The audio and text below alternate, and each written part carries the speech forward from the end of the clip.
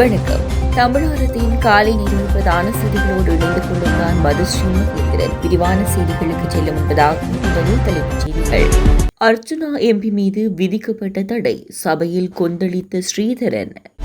பட்டளந்தை வதை முகாமும் quota camp நிலக்கீழ் சித்திரவதை முகாமும் அதிர்ச்சி தரும் ஆதாரங்கள். யாழில் ஜனநாயக தமிழ் தேசிய கூட்டணியின் அனைத்து வேட்புமனுக்கள் நிராகரிப்பு. 47 ஆண்டுகளாக இன்னல்களை அனுபவிக்கும் தமிழர்கள், ஸ்ரீதரன் சுட்டிக்காட்டு. கொழும்பில் பரபரப்பை ஏற்படுத்திய துப்பாக்கிச் சூட்டு சம்பவத்தின் பின்னணியில் இளம்பெண். தேசபந்துவை அழைத்து வரும் போது நடந்த பல முக்கிய விடயங்கள். நீதிமன்றத்தை நாடவுள்ள ஜீவன் தொண்டமான். நியூ ரங்கநாஸ் தங்க சுரங்கம், Markham and Steeles, 6055 Steeles Avenue East, C102. தொடர்பென விரிவான செய்திகள். நாடாளுமன்ற உறுப்பினர் அர்ச்சுனா ராமநாதன் நாடாளுமன்றத்தில் ஏதேனும் தவறுதலாக பேசியிருந்தால் ஒட்டுமொத்த தமிழ் மக்கள் சார்பாகவும் நாங்கள் மன்னிப்பு கேட்கின்றோம் என்று நாடாளுமன்ற உறுப்பினர் சிவஞானம் ஸ்ரீதரன் தெரிவித்துள்ளார். குறித்த விடயத்தை அர்ச்சுனாவுக்கு நாடாளுமன்றத்தில் விதிக்கப்பட்டிருக்கும் தடைகள் குறித்து நாடாளுமன்றத்தில் உரையாற்றும் போதே அவர் தெரிவித்துள்ளார். இது தொடர்பில் அவர் மேலும் தெரிவிக்கையில், சபாநாயகரின் நடவடிக்கைகளுக்கு நாங்கள் கட்டுப்படுகின்றோம். ஆனால் ஒரு சமயம் சார்ந்து அல்லது பெண்கள் சார்ந்து கொட்டும் வன்மங்களை நாங்கள் ஏற்கவில்லை. தமிழ் மக்கள் என்ற அடிப்படையில் யாரையும் அவமதிப்பது எங்கள் நோக்கமல்ல. இந்நிலையில் ஒரு தமிழ் நாடாளுமன்ற உறுப்பினருக்கு எதிராக இவ்வாறு தடை விதிக்கப்பட்டிருப்பது ஆரோக்கியமான ஒரு விடயமாக இருக்காது. இவ்வாறான பின்னணியில் அர்ச்சுனா பேசிய சில விஷயங்கள் சில தவறுதலாக இருக்கலாம். அவ்வாறு தவறாக இருக்கும் பட்சத்தில் நாங்கள் அதற்கு ஒட்டுமொத்த தமிழ் மக்கள் சார்பாகவும் மன்னிப்பு கேட்கின்றோம் என அவர் தெரிவித்துள்ளார்.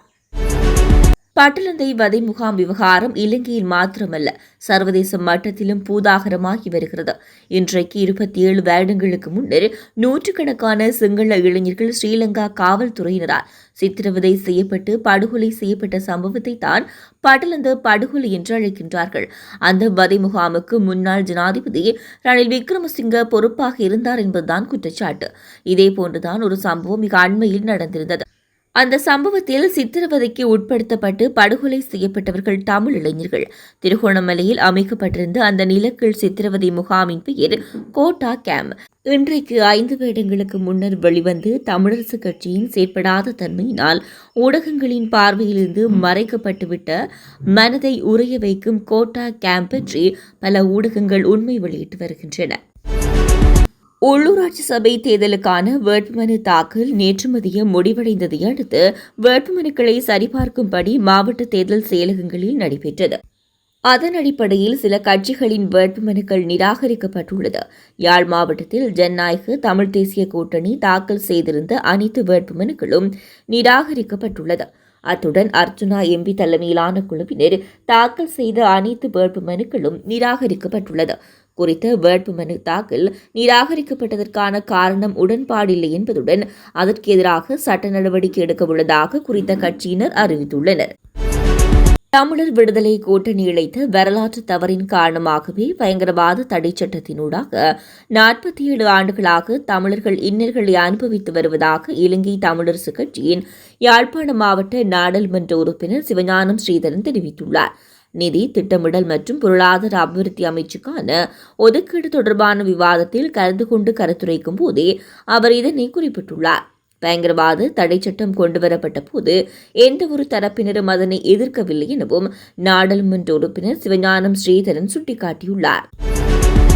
கொழும்பு கிராண்ட் பாஸ் போலீஸ் பிரிவுக்குட்பட்ட நாகலகம் வீதி பகுதியில் இடம்பெற்ற துப்பாக்கிச் சூட்டு சம்பவம் தொடர்பில் இளம் பெண் ஒருவர் கைது செய்யப்பட்டுள்ளார். கடந்த 17ஆம் தேதி மோட்டார் சைக்கிளில் வந்த 2 நபர்கள் மேலும் 2 நபர்களை குறிவைத்து துப்பாக்கிச் சூடு நடத்தினர். இந்த சம்பவத்தில் சம்பந்தப்பட்ட 2 பேர் காயமடைந்தனர். இந்த குற்றத்துக்கு உதவியதற்காகவும் உடந்தையாக இருந்ததற்காகவும் சந்தேக நபர் ஒருவர் கடந்த 18ஆம் தேதி ராஜகிரிய சிறப்பு அதிரடிப்படை அதிகாரிகளால் கைது செய்யப்பட்டார். இந்த நிலையில் இந்த துப்பாக்கிச் சூட்டுக்கு உதவியாக சந்தேக நபரின் மனைவி நேற்று கிராண்ட் பாஸ் போலீஸ் நிலைய அதிகாரிகளால் கைது செய்யப்பட்டார். சந்தேக நபர் கொட்டவில வெள்ளம்பிட்டிய பகுதியைச் சேர்ந்த 24 வயதுடையவர் என தெரியவந்துள்ளது. சம்பவம் தொடர்பில் கிராண்ட் பாஸ் போலீஸ் மேலதிக விசாரணைகளை மேற்கொண்டு வருகின்றனர். முன்னாள் போலீஸ் மா அதிபர் தேசபந்து தென்னக்கோனை நீதிமன்றத்துக்கு அழைத்து வரும்போது அவர் சிறைச்சாலை பேருந்திலே அழைத்து வரப்பட்டுள்ளார். பேருந்தில் அவர் ஊடகங்களின் கேமராக்களிலிருந்து தப்பிப்பதற்காக தான் அணிந்திருந்த கோட் சூட்டை வைத்து தன்னை முழுமையாக மறைத்துக் கொண்டுள்ளார். மேலும் அவரது பாதுகாப்புக்காக பேருந்தில் 2 போலீஸ் அதிகாரிகள் இருந்துள்ளனர். அவருக்கு கைவிலங்கு இடப்பட்டிருந்ததா என்பது குறித்து தெளிவாக அவதானிக்க முடியவில்லை. தேசபந்து தென்னக்கோன் நீதிமன்றத்துக்குள் அழைத்து செல்லப்பட்டு 1 மணி நேரத்துக்குள் அவருக்கு விளக்கமறியல் நீடிப்பு வழங்கப்பட்டது. இத்துடன் தமிழாரத்தின் காலை நேர பிரதான செய்திகள் நிறைவடைகின்றன. தமிழாரம் செய்திகளை யூடியூப் சேனல் வழியாக பார்வையிட முடிவதுடன் www.tamilaram.news என்ற இணையதளம் மூலமாகவும் பார்வையிட முடியும். தொடர்ந்தும் தமிழாரம் செய்திகளோடு இணைந்திருங்கள். வணக்கம். SS Brothers Trends Grand Opening and Mega Sale. Canada மண்ணில் தமிழர்களின் மத்தியில் ஆண்களின் நவநாகரிக ஆடைகளின் தெரிவாக 8/2/2025 அன்று இம்மாதம் சனிக்கிழமை மார்னிங் சைட் அவென்யூ யூனிட் 9 கோலாகலமாக திறந்து வைக்கப்பட இருக்கின்றது SS Brothers Trends.